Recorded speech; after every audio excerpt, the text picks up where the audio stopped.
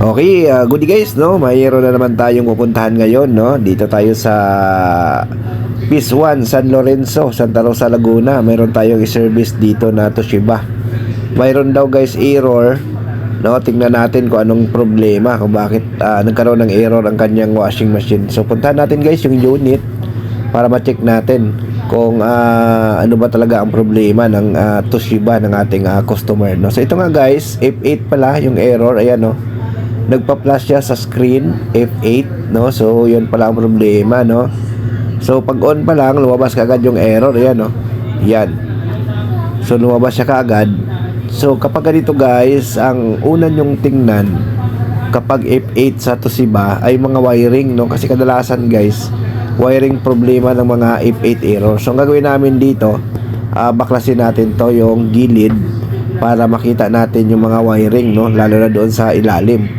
Kasi usually guys, doon sa mga previous vlog natin, yung F8 error ay ngat-ngat ng daga, no? So dito tingnan natin kung same din ba ang problema dito sa Toshiba na ito, no? So yun, sa mga gusto magpa-service sa amin, no, message na lang kayo sa aming Facebook page sa North Cherry Repair Shop, or yung number namin guys nasa description.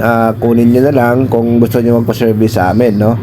So kami po ay nagsiservice ng Cavite, Laguna, Batangas, no? So yun. So ito nga guys, inangat na natin to para makita natin kung ano talaga ang problema. So buksan natin to yung dito sa ilalim, no? Tingnan natin, no? Dito guys, may nakita na kami indication dito na may mga balat ng wire, no? So i-confirm pa rin natin, no? Tingnan natin kung same din ba doon sa mga na-vlog natin dati, no? Yung F8 error ng Toshiba, no? So ayan, so buksan lang natin to guys, yung nasa ilalim na cover dito, no? So yan, binubuksan ang kasama natin, no? So yung page pala namin guys, kung mapansin nyo, bago, no? Kasi nga na-deactivate yung page namin, no? Yung account namin na North Cherry Vlogs, at saka yung page na-deactivate, kaya gumawa ulit tayo ng bago. So ito guys, oh, pansin namin, ninginat-ngat ng daga yung hose, no? Hose ito guys ng sensor. So confirm natin ito, sigurado inat-ngat ng daga to yung mga wiring nito, no? Kasi nga ito guys, kita natin putol yung hose ng sensor, no? So tingnan natin, buksan natin muna to. Yan. So silipin natin. So tanggalin lang natin to yung plastic cover guys, no? Tingnan natin. So yan, kung mapansin nyo guys, oh, halos nginat-ngat nga guys ng daga yung mga wiring dito. Parang minarder nga, no? Nginat-ngat nga. Ayan, no? Tingnan mo yung mga wire guys.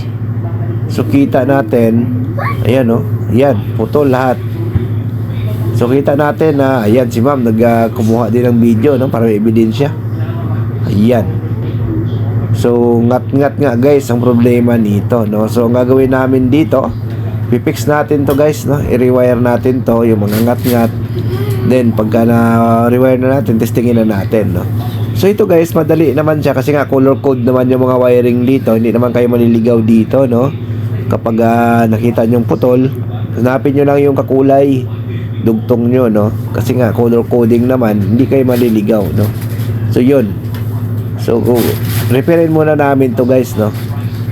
Yan, so wag niyong kalimutan guys, i-subscribe yung ating YouTube channel, no? Para updated kayo sa bawat upload namin, no? So kung kayo ay bagong technician, subaybayan nyo lang guys yung ating mga video. Marami kayong matutunan dyan guys, no?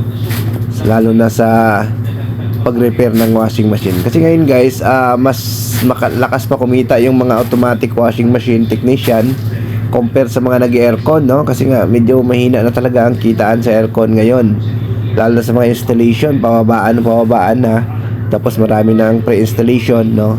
So sa washing machine, mas mabilis pa kumita, no, sa washing machine compare sa aircon, no, based sa aming experience, no? Kaya kami guys, hindi lang kami nakapokus sa aircon, at sa washing machine din kami nakapokus, no? Kumbaga dalawa yung dala namin. So ayan guys, after natin siya fix, testingin na natin, no, kung maglabas pa ba ng error. So ayan, start natin.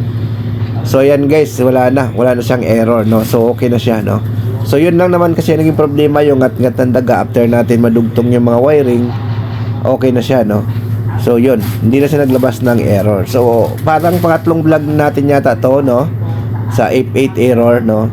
So same problem pa rin, no? Ngat-ngat ng daga. Pero ang F8 kasi yan, guys, no? Kung wala siyang ngat-ngat ng daga, ang sira niya ay yung water level sensor, yan nasira kapag walang kagat ng daga, no? Pero kadalasan talaga ngat-ngat ng daga kasi yung sensor nitong Toshiba medyo matibay, guys, bihira siya nasisira talaga, no? So swerte na kung masira yung sensor niya. Kadalasan talaga putol yung wiring, no? So yan, umiikot na siya, guys, so wala na siyang error. Okay, thank you.